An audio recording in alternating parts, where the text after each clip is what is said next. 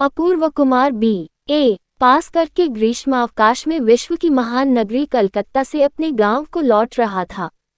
मार्ग में छोटी सी नदी पड़ती है। वह बहुधा बरसात के अंत में सूख जाया करती है, परंतु अभी तो सावन मास है।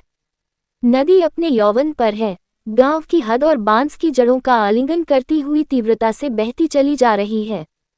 लगातार कई दिनों की घनघोर बरसात के बाद आज तनिक मेघ छटे हैं और नभपटल पर सूर्य देव के दर्शन हो रहे हैं। नौक पर बैठे हुए अपूर्व कुमार के हृदय में बसी हुई प्रतिमा यदि दिखाई देती तो देखते कि वहां भी इस नवयुवक की हृदय सरिता नव वर्षा से बिल्कुल तक भर गई है और सरिता का जल ज्योति से झिलमिल झिलमिल और वायु से छप छप कर रहा है। नौक यथास्थान घाट पर लगी है। नदी के उस तट पर से वृक्षों की आड़ में से अपूर्व के घर की छत स्पष्ट दिखाई दे रही है। घर पर किसी को खबर तक नहीं कि अपूर्व शहर से लौट रहा है, अतः घर पर से लिवाने के लिए कोई नहीं आया। नाविक सूटकेस उठाने के लिए तैयार हुआ तो अपूर्व ने उसे इनकार कर दिया। वह स्वयं ही सूटकेस हाथ में उठाकर आनंद की लहर से झटपट नौक से उतर पड़ा। उतरते ही घाट पर थी फिसलन।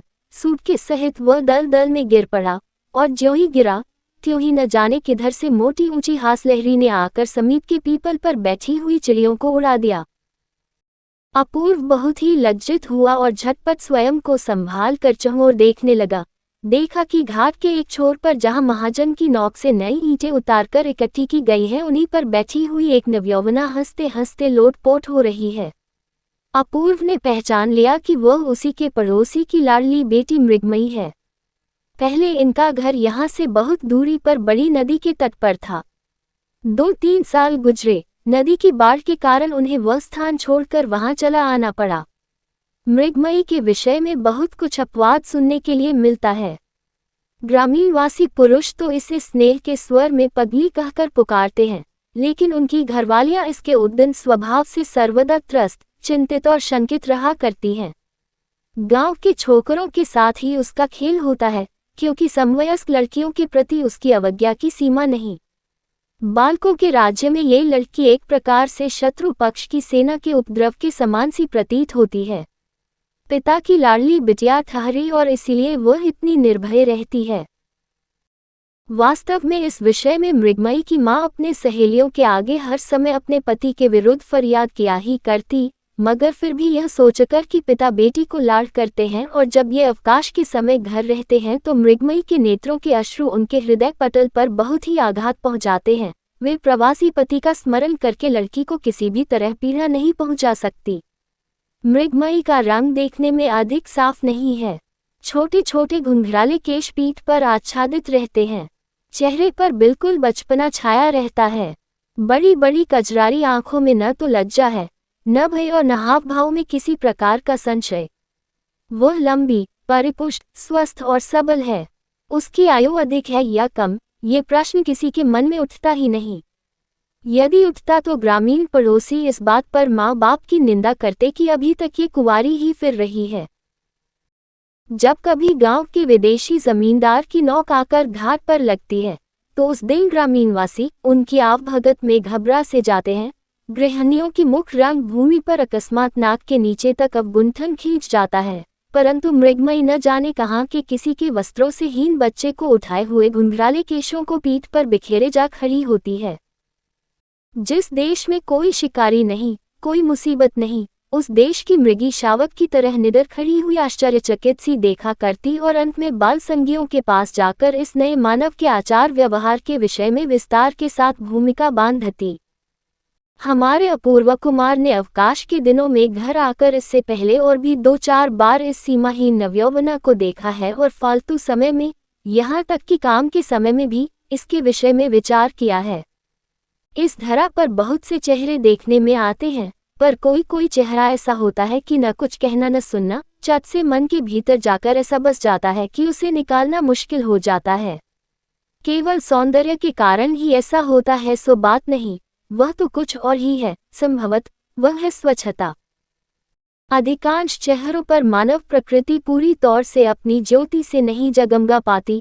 जिस चेहरे पर हृदय के कोने में छिपा हुआ वह रहस्यमय व्यक्ति बिना रुकावट के बाहर निकल कर दिखाई देता है, वह चेहरा सैकड़ों हजारों में छिपता नहीं, पल भर में हृदय पटल पर अंकित हो जाता है।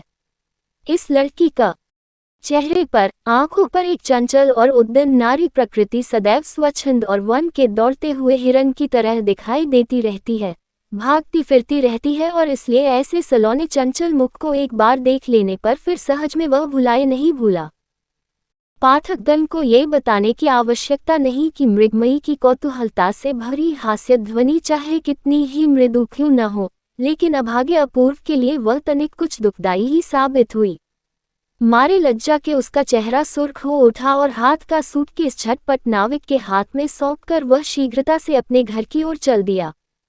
नदी का किनारा, वृक्षों की छाया, पक्षियों का मृदु कलरव, प्रभात की मीठी मीठी धूप और 20 वर्ष की अवस्था। कतिपय ईंटों का ढेर ऐसा कुछ खास उल्लेख योग्य नहीं, पर उस पर जो मानवी बैठी थी, उसने उस शुष्क और नीरस आसन पर भी एक प्रकार का मूक सौंदर्य का भाव फैला रखा था। छी छी! ऐसे दृश्य के मध्य में प्रथम पग उठाते ही जिसका सारा का सारा व्यक्तित्व प्रहसर में परिवर्तित हो जाए तो उसके भाग्य की इससे बढ़कर निष्ठुरता और क्या हो सकती है। ईंटों के ढेर से बहती हुई हंसी की तरंग सुनते सुनते वृक्षों की छाया के नीचे दलदल में सनी निम्न दुकुल सूटकेस लिए हुए श्रीयुत अपूर्व जी किसी तरह अपने घर पहुंचे। अकस्मात ही बेटे के पहुंच जाने से विधवा मां मारे उल्लास के फूली न समाई। उसी समय खोया, दही, दूध और बढ़िया मछली की तलाश में दूर पास सब स्थानों पर आदमी दौड़ाए गए और पास पड़ोस में भी एक प्रकार की हलचल सी पैदा हो गई। भोजन की समाप्ति पर मां ने बेटे के आगे ब्याह का प्रस्ताव छेड़ा।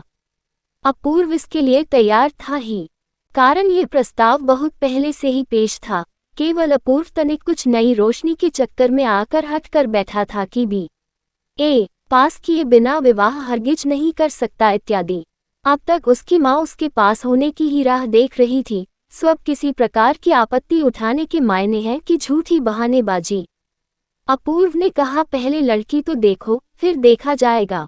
माँ ने उत्तर दिया, लड़की वड़की सब देखी जा चुकी है, उसके लिए तुझे फिक्र करने की जरूरत नहीं। किंतु अपूर्व उसके लिए स्वयं ही फिक्र करने के लिए उद्यत हो गया, बोला, लड़की बिना देखे मैं विवाह नहीं कर सकता। माँ सोच में पड़ गई, ऐसी अनोखी बात तो आज तक नहीं सुनी थी, फिर भी वह राजी हो गई। रात को अपूर्व दीपक बुझाकर बिस्तर पर जा पड़ा। पड़ते ही बरसात यामिनी की सारी स्वर लहरी और पूर्व निस्तब्धता के उस पार से उसकी सेज पर एक उच्छ्वासित उच्च मृदुकंठ की हास ध्वनियां आकर उसके कानों में झनकरित होने लगी। उसका अशांत मन स्वयं को बार बार निरंतर यह कहकर व्यथित करने लगा कि सवेरे वह जो पैर फिसलकर गिर पड़ा था उसका किसी न किसी युक्ति से सुधार कर लेना ही चाहिए। उस नवयौवना को यह मालूम ही नहीं कि मैं अपूर्व कुमार हूँ। अचानक फिसलन पर पांव पर जाने से दलदल में गिर जाने पर भी मैं कोई उपेक्षणीय गांव का वासी नहीं। अगले दिन अपूर्व को लड़की देखने जाना था, अधिक दूर नहीं, पड़ोस में ही लड़की वालों का घर है। तनिक कुछ कोशिश करने के बाद ही कपड़े बदन पर डाले, निम्न दुकुल धोती और दुपट्टा जोड़कर रेशमी अचकन, सिर पर अमीरी रंग की गोल पगड़ी और पैरों में बढ़िया चमकते हुए जूते पहनकर रेशमी कपड़े की बढ़िया छतरी हाथ में लटकाए वह सवेरे ही चल दिया। भावी ससुराल में घुसते ही वहां कोलाहल सा मच गया। अंत में यथा समय कंपित हृदय को झाड़ पोंछ कर, रंग वन कर, जूड़े में गोटे आदि लगाकर, एक पतली रंगीन साड़ी में लपेटकर उसे भावी पति के सामने लाया गया। आगंतुका एक कोने में लगभग घुटनों तक माथा झुकाए चुपचाप जड़ वस्तु सी बैठी रही और उसके पीछे धैर्य बंधाए रखने के लिए खड़ी एक अधेड़ अवस्था की दासी। उसका एक भाई, जो कि अभी बच्चा ही था, अपने परिवार में अनाधिकार प्रवेश करने वाले इस नए व्यक्ति की पगड़ी, घड़ी की चैन और उठती हुई मूंछों की ओर बड़े ध्यान से टकटकी लगाए देखने लगा। अपूर्व ने कुछ देर मूंछों पर हाथ फेरने के बाद अंत में गंभीरता के साथ पूछा, तुम क्या पढ़ती हो? आभूषणों के भार से दबी हुई लज्जा की गठरी में से उसे अपने प्रश्न का कोई भी उत्तर नहीं मिला। 2-4 बार पूछे जाने और अधेड़ दासी द्वारा पीठ पर बारंबार धैर्य की थपकियां पड़ने के बाद लड़की ने बहुत ही धीमे स्वर में शीघ्रता के साथ एक ही सांस में कहकर छुट्टी पाली, कन्या बोधिनी दूसरा भाग, व्याकरण सार, भूगोल, अंकगणित और भारत का इतिहास। इतने में बाहर किसी की तेज चलने की धम धम की आवाज सुनाई दी और दूसरे ही क्षण दौड़ती हौनफती और पीठ पर केशों को हिलाती हुई मृगमयी वहां पर आ धमकी। उसने अपूर्व की ओर आंख उठाकर देखा तक नहीं, सीधी उस भावी वधू के भाई राखाल के पास पहुंची और उसके कमर हाथ को पकड़कर खींचना शुरू कर दिया। राखाल उस समय भावी वधू को देखने में लीन था, वहां से वह किसी भी तरह टस से मस नहीं हुआ। दासी अपने संयत कंठ की मृदुता की भरसक रक्षा करती हुई यथासाध्य तीव्रता के साथ मृगमयी को धिक्कारने लगी। अपूर्व अपनी सारी की सारी मौनता और यश को एकत्रित करके पगड़ी बंधे माथे को ऊंचा करके बैठा रहा और उदर के पास लटकती हुई घड़ी की चैन को हिलाने लगा। अंत में मृगमयी ने जब देखा कि उसका साथी किसी भी तरह विचलित नहीं हो रहा, तब उसने उसकी कमर पर जोर का मुक्का जमा दिया और लगे हाथों भावी वधू के माथे का अवगुंठन उघाड़कर वह आंधी के वेग के समान जिस प्रकार आई थी, उसी प्रकार भाग गई। दासी मन मारकर रह गई और भीतर ही भीतर भुमड़कर गरजने लगी। राखाल अचानक अवगुंठन के हट जाने से एकाएक खिलखिला पड़ा।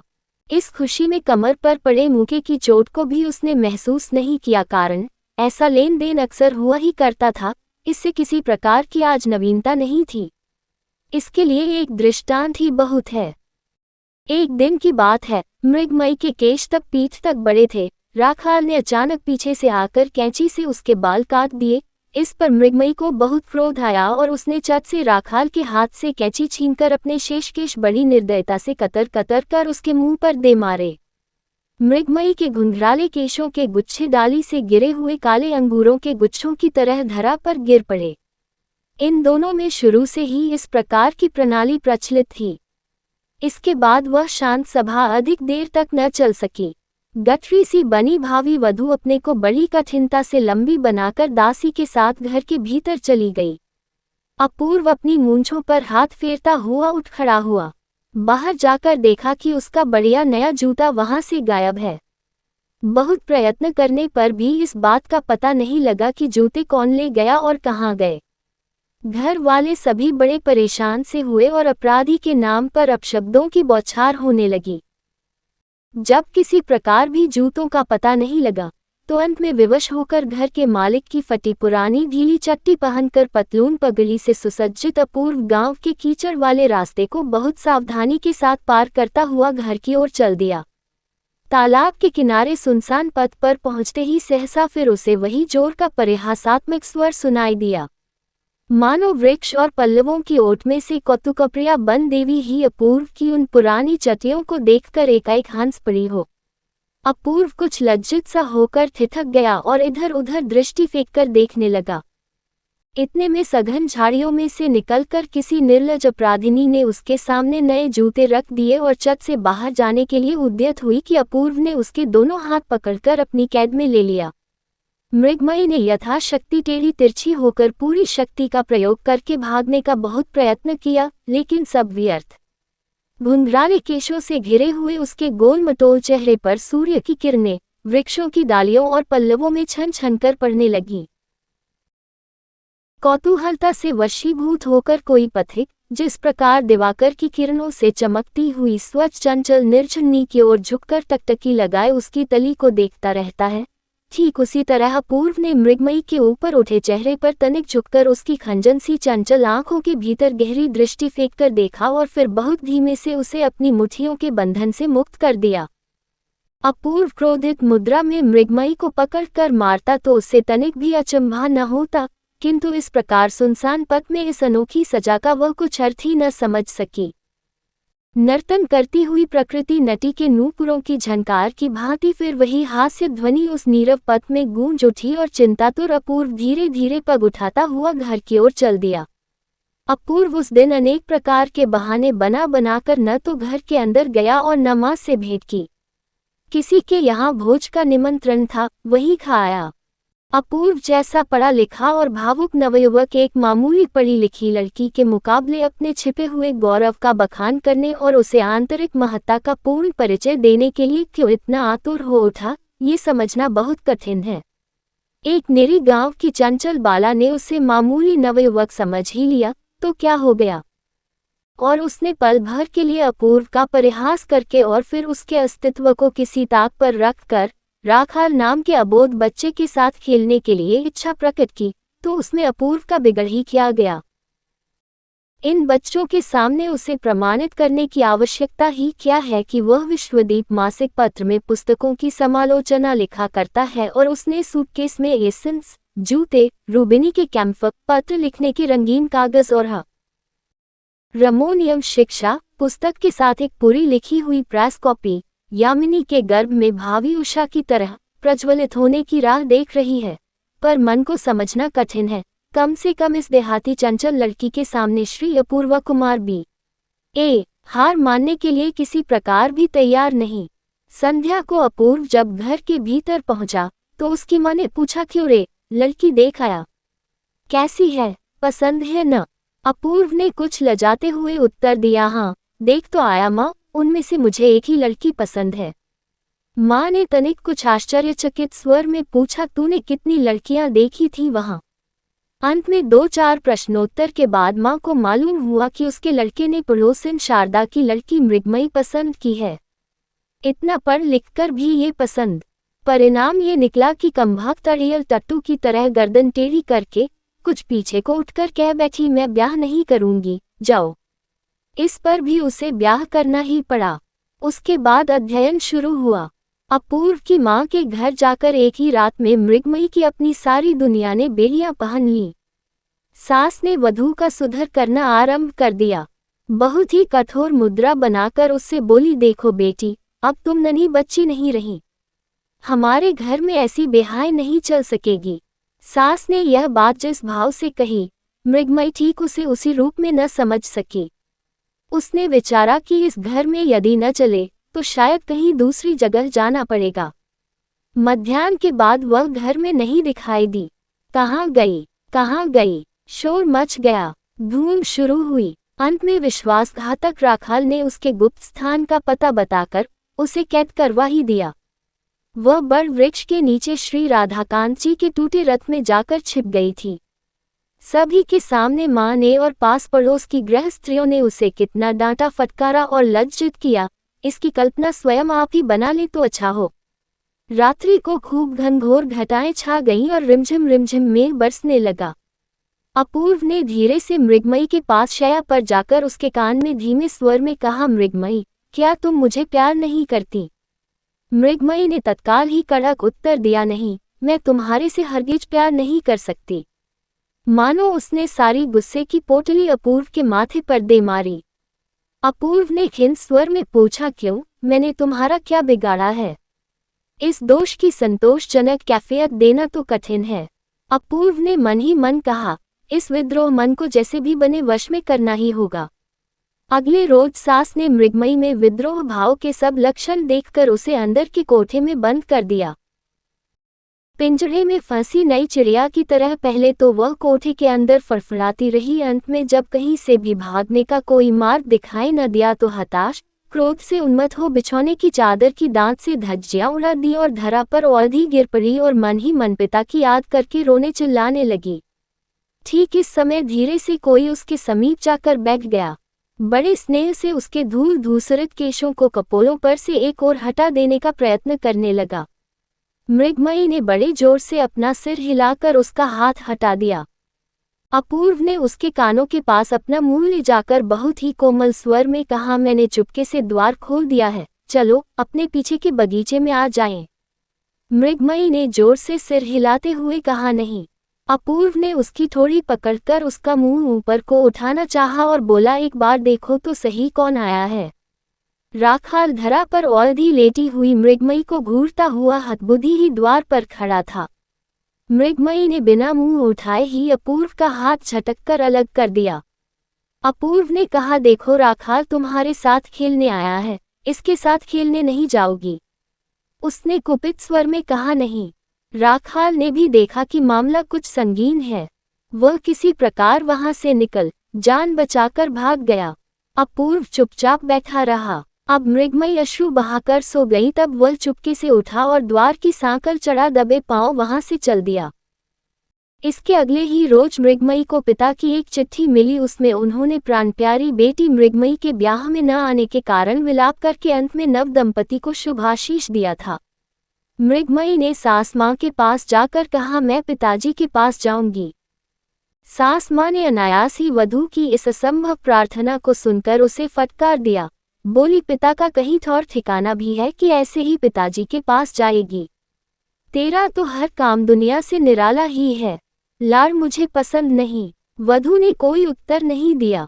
अपने कमरे में जाकर उसने भीतर से द्वार बंद कर लिया और बिल्कुल निराश मानव जिस प्रकार देवी देवताओं से प्रार्थना करता है, उस तरह वह कहने लगी, पिताजी तुम मुझे ले जाओ यहाँ से। यहाँ मेरा कोई नहीं है। मैं यहाँ जीवित न रह सकूंगी। अधिक रात चले जाने पर जब उसके पति निद्रा में खो गए तब वह चुपके से द्वार खोलकर बाहर चल दी। वास्तव में बीच बीच में मेघों की गर्जन सुनाई देती थी, फिर भी बिजली की रोशनी में रास्ता दिखाई देने लायक काफी रोशनी थी। पिताजी के पास जाने के लिए कौन से रास्ते को पकड़ना चाहिए, मृगमयी को कुछ भी पता न था। उसे तो केवल इतना ही विश्वास था कि जिस रास्ते में पत्रवाहक डाक लेकर जाते हैं, उसी मार्ग से दुनिया के किसी भी ठिकाने पर पहुंचा जा सकता है।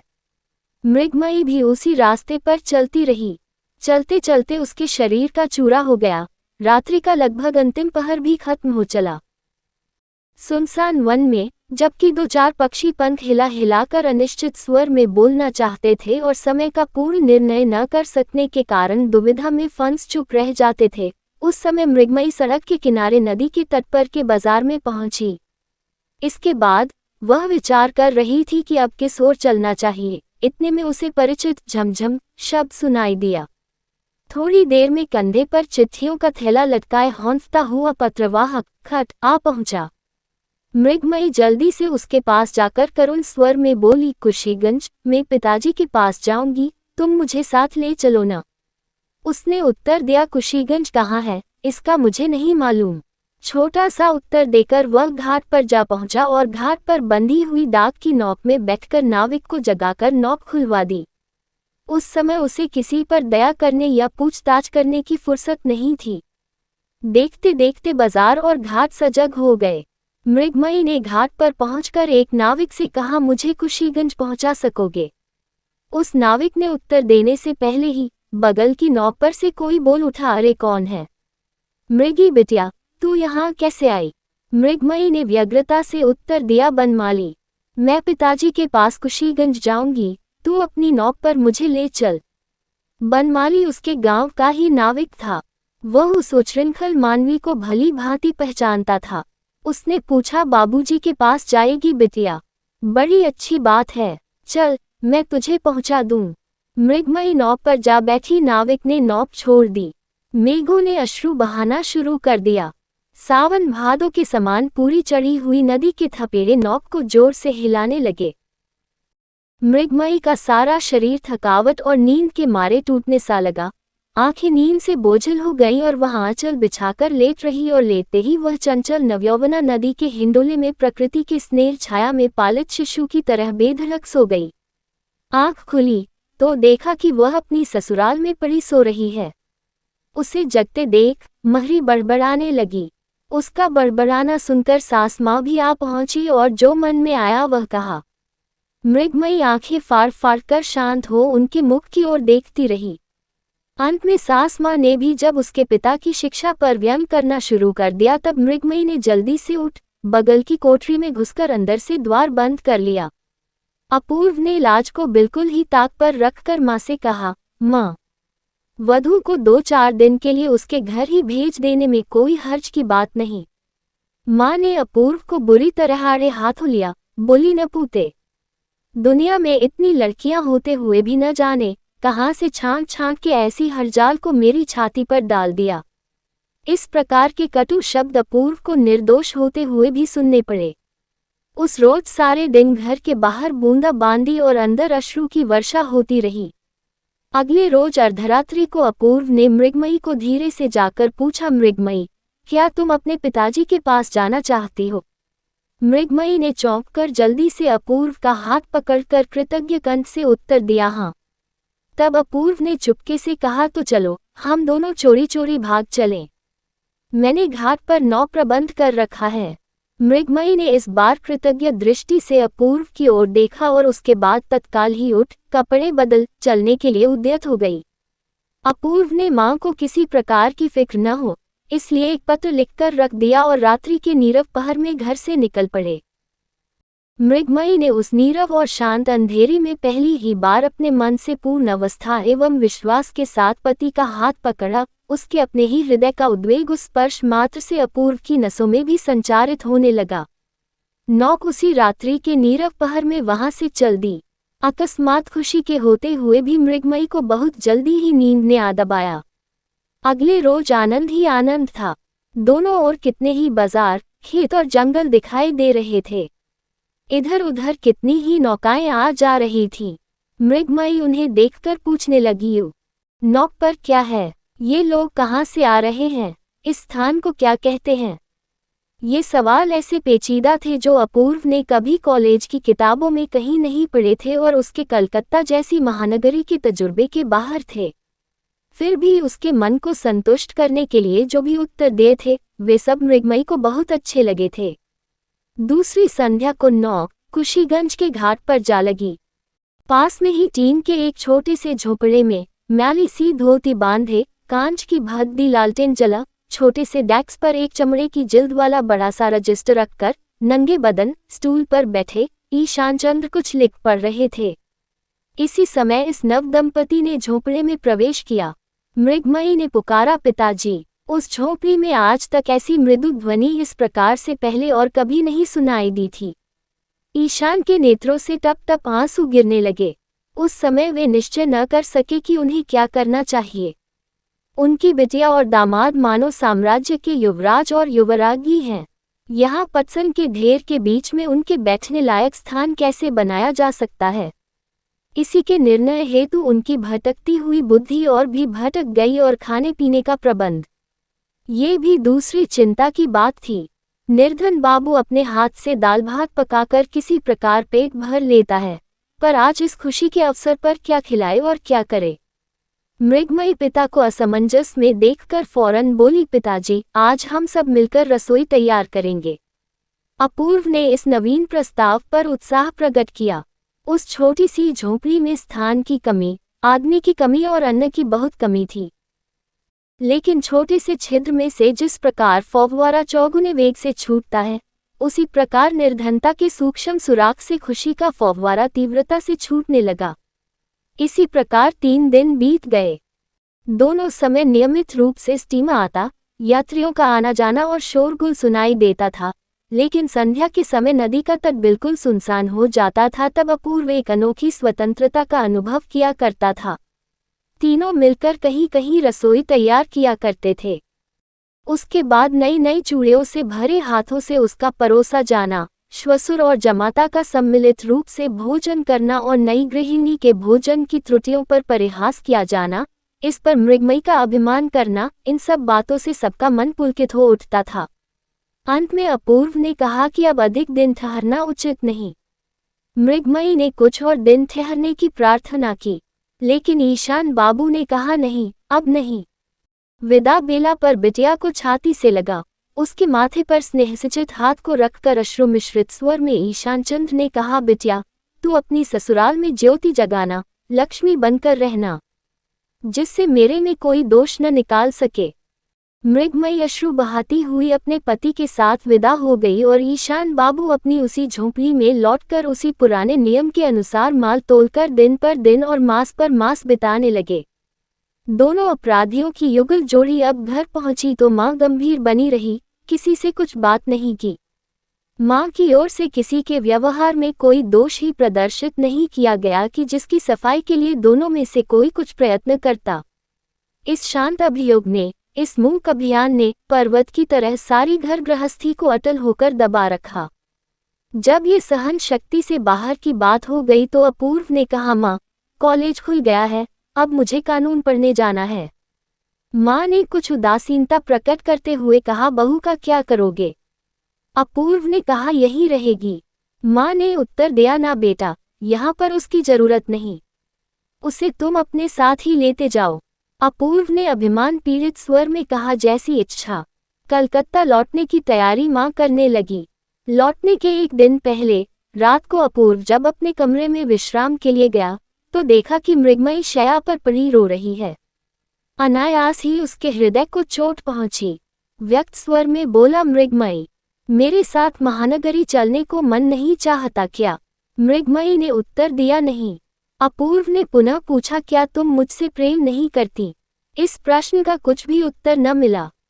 विशेषतः इस प्रकार के प्रश्न का उत्तर बहुत ही सरल हुआ करता है, किंतु कभी कभी इसके अंदर मन स्तर की इतनी जटिलता होती है कि कन्या से ठीक वैसे उत्तर की आशा नहीं की जा सकती। अपूर्व ने प्रश्न किया, राखाल को छोड़कर यहाँ से चलने की इच्छा नहीं होती है क्या? मृगमयी ने बड़ी सुगमता से उत्तर दिया, हाँ। इसे सुनकर बी.ए. पास अपूर्व के हृदय में सुई के बराबर बालक राखाल की ओर से ईर्ष्या का अंकुर उठ खड़ा हुआ। बोला, बहुत दिनों तक गांव नहीं लौट सकूंगा, शायद 2-2.5 साल या इससे भी अधिक मैं लग जाए। इसके विषय में कुछ न कहकर मृगमयी बोली, वापस आते समय राखाल के लिए एक बढ़िया सा राजस का चाकू लेते आना। अपूर्व लेटे हुए था, तनिक उठकर बोला, तो तुम यहीं रहोगी? मृगमयी ने उत्तर दिया, हाँ, अपनी माँ के पास जाकर रहूंगी। अपूर्व ने ठंडी सी उच्च आवाज छोड़ी, बोला, अच्छा, वहीं रहना। अब जब तक बुलाने की चिट्ठी नहीं लिखोई, मैं नहीं आऊंगा। अब तो खुश हो न?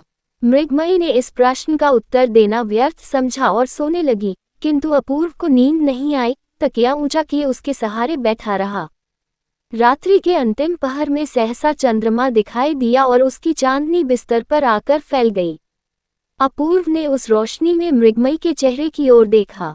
देखते देखते उसे ऐसा महसूस हुआ कि रूपकथा की शहजादी को किसी ने चांदी की छड़ी छुआकर अचेत कर दिया हो। एक बार फिर सोने की छड़ी छुआते ही इस सोती हुई आत्मा को जगाकर उससे बदली की जा सकती है। चांदी की छड़ी परिहास है और सोने की छड़ी कुंदन। भोर से पहले ही अपूर्व ने मृगमयी को जगा दिया। बोला, मृगमयी, मेरे चलने का समय आ गया है। चलो, मैं तुम्हारी माँ के पास छोड़ आऊं। मृगमयी बिस्तर से उठकर चलने के लिए तैयार हो गई। अपूर्व ने उसके दोनों हाथों को हाथों में लेकर कहा, अब एक विनती और है। मैंने कितने ही अवसरों पर तुम्हारी सहायता की है, आज परदेश जाते समय तुम मुझे उसका इनाम दे सकोगी? मृगमयी ने आश्चर्य के साथ पूछा, क्या? अपूर्व ने कहा, स्वेच्छा से केवल एक चुंबन दे दो। अपूर्व की इस अनोखी विनती और शांत चेहरे को देखकर मृगमयी हंसने लग गई और फिर बड़ी कठिनाई से हंसी को रोककर वह चुंबन देने के लिए आगे बढ़ी। अपूर्व के मुंह के पास मुंह ले जाकर उससे न रहा गया, खिलखिलाकर हंस पड़ी। इस प्रकार 2 बार किया और अंत में शांत होकर आंचल से मुंह ढककर हंसने लगी। जब कुछ न बन पड़ा तब अपूर्व ने डांटने के बहाने उसके कान खींच लिए। अपूर्व ने भी बड़ी भारी प्रतिज्ञा कर रखी थी कि वह जबरदस्ती से कभी भी मृगमयी से कुछ नहीं लेगा, क्योंकि इसमें वह अपना अपमान समझता था। उसकी इच्छा थी कि देवताओं के समान सगौरव रहकर स्वेच्छा से भेंट किए हुए उपहार को पाए और अपने हाथ से उठाकर कुछ भी न ले। मृगमयी फिर न हंसी। अपूर्व उसे उषा की प्रथम किरणों में निर्जन पथ से उसकी माँ के घर छोड़ आया। फिर लौटकर माँ से बोला, माँ, बहुत सोच विचार कर इस निर्णय पर पहुंचा कि वधू को कलकत्ता ले जाने से पढ़ाई में बहुत नुकसान होगा और फिर उसकी वहां कोई साथिन भी तो नहीं है। तुम तो उसको अपने पास रखना नहीं चाहती, इसलिए मैं उसे उसके घर छोड़ आया हूँ। इस प्रकार गर्भ के चूर्ण में ही माँ पुत्र का विच्छेद हुआ। माँ के घर पहुंचकर मृगमयी को पता लगा कि अब यहाँ उसका किसी प्रकार मन ही नहीं लगता है। उस घर में जाने कौन सा परिवर्तन आ गया है कि समय काटे नहीं कटता। क्या करे, कहाँ जाए, किस से मिले, उसकी कुछ भी समझ में नहीं आया। थोड़े ही दिनों में मृगमयी को कुछ ऐसा लगने लगा कि घर बार और गांव भर में कोई आदमी ही नहीं है। अब कलकत्ता जाने को उसका मन इतना आतुर क्यों है, पहले ऐसा क्यों नहीं था? यह उलझन उसकी समझ में नहीं आई। उसने वृक्ष के शुष्क पत्ते के समान ही डंठल से गिरे हुए उस अतीत जीवन को आज अपनी इच्छा से अनायास ही दूर फेंक दिया। प्राचीन कथाओं से सुना जाता है कि पहले निपुण अस्त्रकार ऐसी बारीक खड्ग बना सकते थे कि जिससे आदमी को काटकर दो टुकड़े कर देने पर भी उसे मालूम नहीं पड़ता, और जब उसे हिलाया जाता था तो उसके दो टुकड़े हो जाते थे। विधाता की खड्ग ऐसी ही सूक्ष्म है कि कब उन्होंने मृगमयी के बचपन और जवानी के बीच वार किया, वह जान ही न सकी। आज न जाने कैसे तने खिल जाने से उसका बचपना जवानी से अलग जा गिरा, और तब वह आश्चर्यचकित होकर देखती ही रह गई। मायके में उसकी वह चिर परिचित कोठरी उसे अपनी नहीं मालूम पड़ी। जो मृगमयी वहां काम करती थी, अब मालूम हुआ कि यहाँ रही ही नहीं। अब उसके हृदय की सारी स्मृति एक दूसरे ही घर में, दूसरे ही कमरे में, दूसरी ही शैया के आसपास गूंजती हुई उड़ने लगी। मृगमयी अब बाहर नहीं दिखाई पड़ती, उसकी हास्य ध्वनि अंदर ही घुटकर रह जाती। उसका बचपन का साथी राखाल तो उसे देखकर त्रस्त हो भाग जाता, खेलकूद की बात तो अब उनके मन में ही नहीं आती। मृगमयी ने अपनी माँ से कहा, माँ, मुझे सास माँ के घर ले चल। उधर कलकत्ते जाते समय बेटे की उदासीनता को याद करके माँ का हृदय विदीर्ण हो रहा था। क्रोध में आकर वधू को वह अपनी ससुराल छोड़ आया। ये बात उसके मन में सुई की तरह चुभने लगी थी। इतने में एक दिन अवगुंठन डाले मृगमयी आ पहुंची। चेहरा उसका मुरझा सा गया था और उसने सास माँ के चरणों का स्पर्श किया। आशीष देने के स्थान पर सास माँ की आंखों में अश्रु भर आए और उसी क्षण मृगमयी को उठाकर जलते हुए कलेजे से लगा लिया। उसी क्षण दोनों का मिलाप हो गया। मृगमयी के चेहरे की ओर निहार कर सास माँ को बड़ा आश्चर्य हुआ। अब वह पहली मृगमयी नहीं रही थी। ऐसा परिवर्तन तो कतिपय सबके लिए संभव नहीं। ऐसे परिवर्तनों के लिए बड़ी ताकत की आवश्यकता होती है। सास माँ ने बहुत सोच समझकर निश्चय किया था कि वधू के सारे दोषों को धीरे धीरे से सुधारेगी, किंतु यहाँ तो पहले से ही किसी विशेष सुधारक ने उसे नवजीवन दे डाला था। अब वधू ने सास माँ को अच्छी तरह पहचान लिया था और सास माँ ने उसको। मृगमयी के हृदय में आषाढ़ माह के सजल मेघों के समान अश्रुओं से पूर्ण गर्व उमड़ने लगा। उस गर्व से उसकी बड़ी बड़ी आंखों की छायादार घनी पलकों पर और भी गहरा आवरण डाल दिया। वह मन ही मन अपूर्व से कहने लगी, मैं अब तक अपने को न समझ सकी तो न सही, पर तुमने मुझे क्यों नहीं समझने का प्रयत्न किया? तुमने मुझे दंड क्यों नहीं दिया? तुमने अपनी इच्छा के वशीभूत ही क्यों नहीं चलाया? मुझ डाइन ने जब तुम्हारे साथ महानगरी चलने को इनकार किया तो तुम मुझे जबरदस्ती पकड़कर क्यों नहीं ले गए? तुमने मेरा कहना क्यों पूरा किया? मेरे हाथ के आगे क्यों झुके? मेरी अवज्ञा को क्यों सहन किया?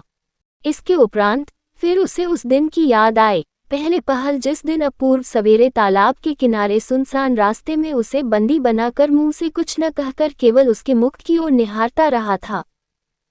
उस दिन के उस तालाब की, उस पथ की, वृक्ष की नीचे उस छाया की, भोर की उस सुनहली धूप की, हृदय भार से झुकी हुई उस गहरी चितवन की उसे स्मृति छा गई और सहसा उसका पूरा पूरा अर्थ अब उसकी समझ में आ गया था। इसके उपरांत विदा की बेला पर जिस चुंबन को वह अपूर्व के होठों तक ले जाकर लौटा आई थी, वह अधूरा चुंबन अब मरु मरीचिका की ओर तृषित मृग की तरह उत्तरोत्तर तीव्रता के साथ उन बीते हुए दिनों की ओर उड़ान भरने लगा, किंतु तृष्णा उसकी किसी प्रकार भी न मिट सकी। अब रह रहकर उसके मन में यही बातें उठा करती, यदि उस समय तू ऐसा करती, उनकी बात का यदि ऐसा उत्तर देती, तब ऐसा करती। अपूर्व के मस्तिष्क में इस बात का बड़ा दुख रहा कि मृगमयी ने उसे अच्छी तरह पहचाना नहीं, और मृगमयी ने भी आज बैठे बैठे यही सोचा कि उन्होंने उसे क्या समझा होगा, क्या सोचते होंगे। अपूर्व ने उसे पाषाणी, चंचल, उद्दंड, नादान लड़की समझ लिया होगा। लबालब भरे हुए तरलामृत की धारा से अपनी प्रेम तृष्णा मिटाने में उसे समर्थ नवयौवना नहीं जाना। इस वेदना से धिक्कार के मारे लज्जा से वह धारा में धंसी जा रही थी और प्रियतम के चुंबन और सुहाग के उस ऋण को वह अपूर्व के तकिए को दे देकर उऋण होने का प्रयत्न करने लगी। इसी प्रकार काफी दिन बीत गए। चलते समय अपूर्व कह गया था, जब तक तुम्हारा पत्र नहीं आएगा तब तक मैं नहीं आऊंगा। मृगमयी इसी बात को याद कर कमरे का द्वार बंद कर एक दिन पत्र लिखने के लिए बैठी। अपूर्व ने जो सुनहरी किरणों के कागज दिए थे उन्हें निकालकर बैठी बैठी विचारने लगी, क्या लिखे। बड़े यत्न के बाद हाथ जमा कर टेढ़ी मेढ़ी रेखाएं अंकित कर उंगलियों में स्याही पोत कर छोटे बड़े अक्षरों में ऊपर संबोधन बिना किए ही एकदम लिख दिया, तुम मुझे चिट्ठी क्यों नहीं भेजते? तुम कौन हो? घर चले आओ और क्या होना चाहिए? वह सोचकर भी किसी निर्णय पर न पहुंच सकी। अंत में उसने कुछ विचार कर लिया, अब मुझे चिट्ठी लिखना और कैसे रहते हो सो लिखना, जल्दी आना, सब अच्छी तरह है और कल हमारी काली गाय के बछड़ा हुआ है। इतना लिखकर चिट्ठी लिफाफे में बंद कर दी और फिर हृदय के प्यार से सिंचित शब्दों में लिख दिया, श्रीयुत अपूर्व कुमार राय। प्यार चाहे कितना ही उड़ेला गया हो, किंतु तो भी रेखा सीधी, अक्षर सुंदर और लिखावट सही नहीं हुई। लिफाफे पर नाम के सिवा और कुछ लिखना भी आवश्यक है। मृगमयी इस बात से परिचित न थी। कहीं सास माँ या कोई और न देख ले, इस भय से लिफाफे को विश्वस्त दासी के हाथ डाक में डलवा दिया। कहने की आवश्यकता नहीं कि उस पत्र का कुछ फल नहीं निकला और अपूर्व घर नहीं लौटा। माँ ने देखा कि कॉलेज बंद हो गया, फिर भी अपूर्व घर नहीं आया। सोचा, अब भी वह उनसे गुस्से है। मृगमयी ने भी समझ लिया कि अपूर्व उससे गुस्सा कर रहा है और तब वह अपने पत्र की याद करके मारे लज्जा के गड़जाने लगी। वह पत्र उसका कितना तुच्छ और छोटा था। उसमें तो कोई बात ही नहीं लिखी गई। उसने अपने मन के भाव तो उसमें लिखे ही नहीं, फिर उनका ही क्या दोष?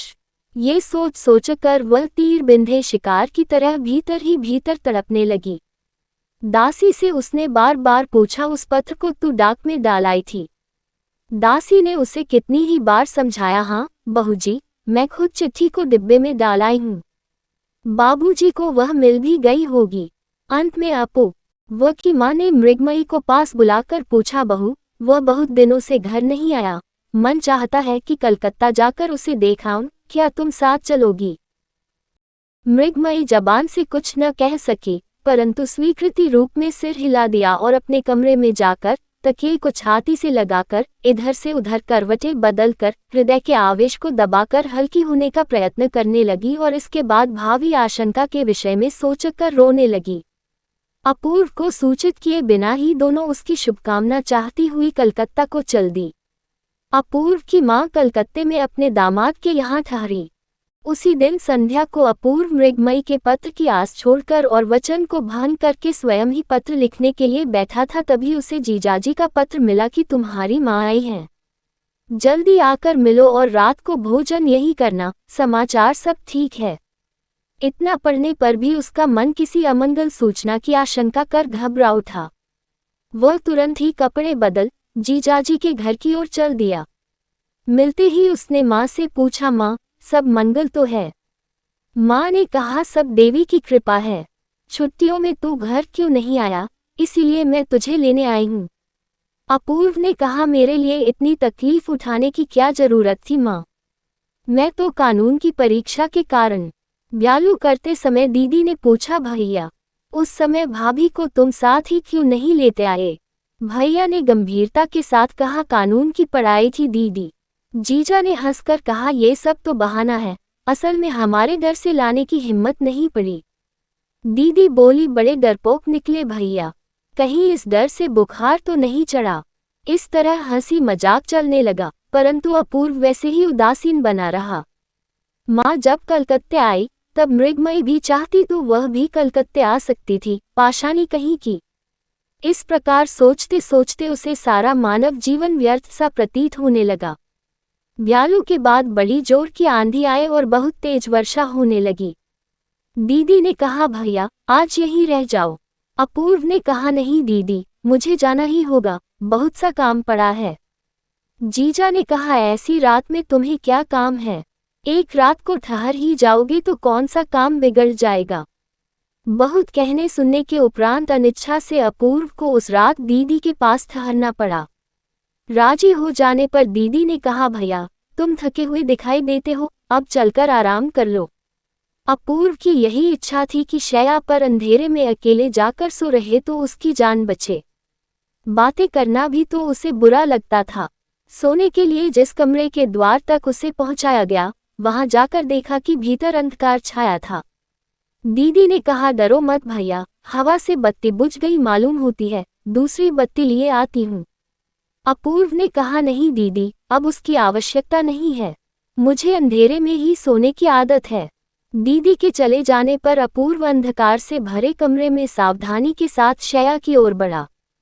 शैया पर बैठना चाहता था कि इतने में चूड़ियों के खनकने की आवाज सुनाई दी और कोमल बाहुपाश में वह बुरी तरह जकड़ गया। उन्हीं क्षणों पुष्प से कोमल व्याकुल ओष्ठों ने डाकू के समान आकर अविरल अश्रु धारा के भीगे हुए चुंबनों के मारे उसे आश्चर्य प्रकट करने तक का अवसर न दिया। अपूर्व पहले तो चौंक पड़ा। इसके बाद उसकी समझ में आया कि जो काम वह पाशानी को मनाने के लिए अधूरा छोड़ आया था, उसे आज अश्रुओं के वेग ने पूर्ण कर दिया है।